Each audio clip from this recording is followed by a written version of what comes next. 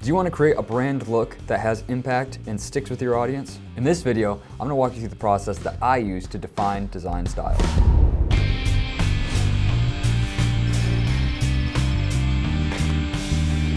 So before we get started, you can download the Style Design Workbook from my website, brycetufts.com, under the Resources tab. Once you download this, you'll see that it's an interactive PDF, so you'll be able to fill out the text fields and follow along with the video. Creating a consistent brand style is really important because you want to build up that consistency with your audience. Because the more consistent you are with your audience, the more memorable you become. And if you're memorable to your audience, they're more likely to come to you when they have a need that you can fill. Visuals and style are an important part of this process because they play a large part in how we remember things and differentiate them from each other. If you can design a style for your brand that's consistent and different than the competition, it's more likely that people will remember you. So before we get started in this workbook, it's pretty obvious that you're going to want some sort of brand to focus this style on. In this case, I'm going to be using a fictional helmet company that I've been using over the duration of this series. So let's get started. The first page you're going to see is the cover page, and you can fill in your name right here. If we skip a few pages ahead, you'll see the workbook contents. So this is going to give you an idea of the sections and pages that we're going to be working through during this process. So the first thing I like to do is something I learned called an intentions alignment. If there's more than just you working on this project, you want to make sure that everyone is aware of what their needs are through this process. Basically, if you're not working through this alone, you want to understand the needs of everybody involved. So if you look at this page, you can see I've included myself as the marketer.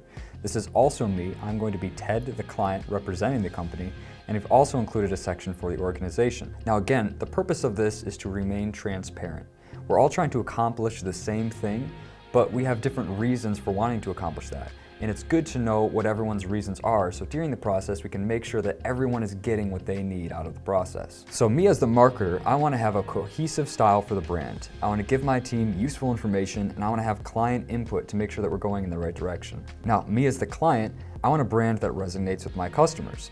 I want my team to have enough info to produce in the future, and I want to create an impactful brand. Now, we keep the organization separate because the organization itself will have different goals than even the individuals that make it up. So the organization's goals are going to be to build a foundation for the brand, keep marketing on the same page, and have a starting point for design in the future. Now we're going to move on to the next section, which is called empathy mapping. Empathy mapping is a useful tool that helps us empathize with the audience that we're trying to connect with. If we can understand what the audience's world looks like, we can develop a style that seamlessly fits into it, something that they're comfortable with and they can engage with. It's important that the style recognizes who the audience is and empathizes with them. We want this style to make the audience feel heard. So the first step in this empathy mapping, we want to answer, who are they? So who is this audience? Well, we've previously classified them as the classy adventurer. They aren't ready to settle down, they work hard, they want to look the part, they're thrill seekers, they want to be looked up to, they want a taste of real life, and they have this work hard, play hard mentality. So the next section is, what do they need? What does your customer need to do or decide? How do they know when they're successful? For my company, I've said they need to stay safe primarily. They want to look good while having fun, they want to have the best gear, they want to be comfortable, they want to show off their features, they want gear that's easy to use, and they want to be taken seriously. Next up, we want to define the environment they're in. What does it look like? What are they interacting with? For my audience, I've said that they are in the moment. They're riding trails and back roads, they're cruising, they're cross-country riding, they're going to garages and storing their toys, they're looking through magazines, they're following active social media accounts, YouTube videos of influencers, they're going to shops, working on their toys, and they're both alone and they're in groups with other people. So in this next section, we want to define what they hear. So we want to know what's influential to them, what messages do they hear, and who they seek information from. So for my company, I've said popular daredevils, people who rate equipment, YouTube channels, Instagram and Snapchat influencers, people posting their rides, and cross-country riders. Now we want to move into how they think and feel. So we want to know the things that they think about on a regular basis and how those things make them feel. For my company, I've defined this as they think about the newest toy or upgrade, they think about the next trail or ride, they want new thrills and new experiences. They want things to tell stories about. They want things that make them feel cool. They want to feel fulfilled, they want to feel alive, and they want to be looked up to. After talking about what they think and feel, that's going to directly influence what they say and do. So this is what their attitudes are and how they behave with others. How do they show their feelings? So I've said that they are thrill-seeking, they're yes men, they're daring, and they're willing to try things. They want to do it with style. They want to show off their new toys. They want to show off their new experiences. They want to share what they're doing, and they want to share and take in other people's ideas. Now that we've defined the audience's external world, we want to focus on their internals. We want to start by focusing on their pains. What are their fears, frustrations, and obstacles, and what stops them from engaging with your brand? For me, I've said not being able to keep up, feeling stuck, a toy breaking or not working, subpar design, getting seriously injured, being perceived as boring, and being perceived as regular. Now that we've talked about what their pains are, we can focus on their dream situation. These are called gains. So this is their wants, needs, hopes, and dreams, the things that make them want to engage. They want to have fun and look good. They want to be looked up to. People engage with their stories. They want to have the best of the best. They want to show off, feel fulfilled. They want to get that rush, and they want to have stories that they can tell other people. So now that we've completed the empathy map section, we can develop our own style and try to become part of that world. So this is the feel section. So first off, we're going to tackle the style requirements. So based on this customer, what do we think this brand should look and feel like? I've said for my company, I want it to be daring but restrained, well-engineered, classy, simple, seamless, clean, badass, edgy, and high-end. Next up are references. Now, don't think of this section as stealing or copying. The reason why this section is important is because there's a lot of other people doing work out there, and their work is familiar to the audience that you're trying to reach. Chances are, if they're reaching that audience, they're doing something right that we can try to emulate or inspire us in some way. So we're not looking for people to copy or rip off or be just like. We're trying to find people that we might be able to reference to or that we can point to try to describe our thoughts. So ask yourself what other brands are succeeding at this look and feel. I've said Rolex, McLaren, Porsche, BMW, Mercedes, the design of Currency, Ralph Lauren, Nike, Diesel, Denim, Axe, and Harley Davidson. Now we can start talking about the individual elements that are going to make up this design and how it looks. So first off, we're going to consider style preferences. Now styles can be hard to put into words, and different words mean different things to different people.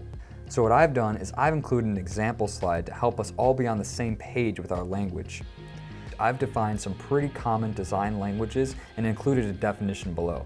I've also included little check marks beside them so you can keep track of what you've chosen. So what I've chosen for my brand, I definitely want this three-dimensional look. I want that to be done with minimalism. I think this should have a masculine tone to it, and it should also have an air of luxury. So if we go back to my list, you can see that I've included some of those words here, along with some other ones that help further define what I'm thinking. So I've said masculine, clean, dark colors, textures, heavy materials, high-end materials, once again referencing Currency design, detail, leathers materials, 3D renderings, minimalist, and luxury. Now the next slide we have here is member appearance. So we're gonna focus on what a person that represents your brand looks like. The key things that you want to focus on here are how they present themselves and what their demeanor is like. How do they want other people to think about them? So for my company, I've said that these people have high-end clothing and gear. They're well kept, they're a little bit edgy, they have adventuring gear, and to sum it up, they want high-end rugged gear. Now that we've talked about the people representing this brand, we want to talk about the location.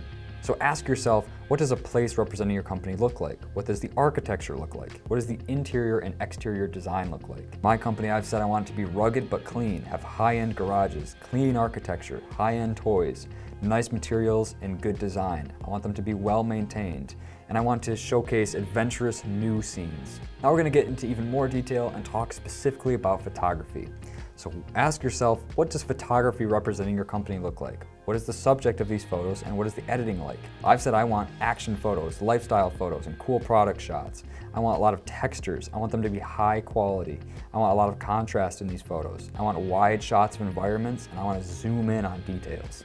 Now we're going to talk about the colors of your style. The purpose of this isn't to get too specific. In the future, we'll explore the details of these color palettes, but for now, we're going to focus on the psychology and general concepts that separate colors from each other. It can also be hard to talk about colors. So I've included a color guide on the next page to help us weigh the differences between them. So as you can see for my brand, I've selected black because that tends to give you an idea of power, control, authority, and discipline. I've also selected grays because they're neutral, practical, formal, and quiet. On top of that, I've also selected a dark blue because that tends to lean towards trust, responsibility, honesty, and loyalty. Lastly, I've paired that dark blue with the yellow because that tends to promote positivity, happiness, and opportunity. Now, if we go back to our color list, I get a little bit more into detail about what I'm looking for. I want dark and subdued tones. I want them to be a little bit desaturated. I want muted colors, but I want them to be rich, deep colors. And I want a high-end color palette.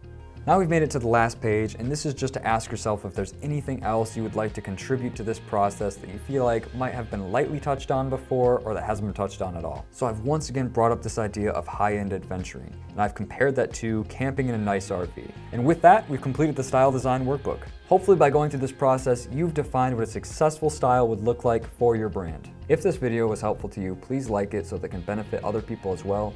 If you have any questions about the brand design process, please leave that as a comment below. I'm going to be developing videos in the future, so hopefully I can answer the questions you ask. Also, as I mentioned earlier, I have a free library of resources on my website, brycetufts.com, under the resources tab. You can download these all for free, and hopefully they help you through your journey. And lastly, this has been the 5th video in a series that I've been doing where I take a helmet company and brand it from the ground up. If you would like to follow this process, please subscribe and keep watching the videos. I'll see you next time. Thanks for watching.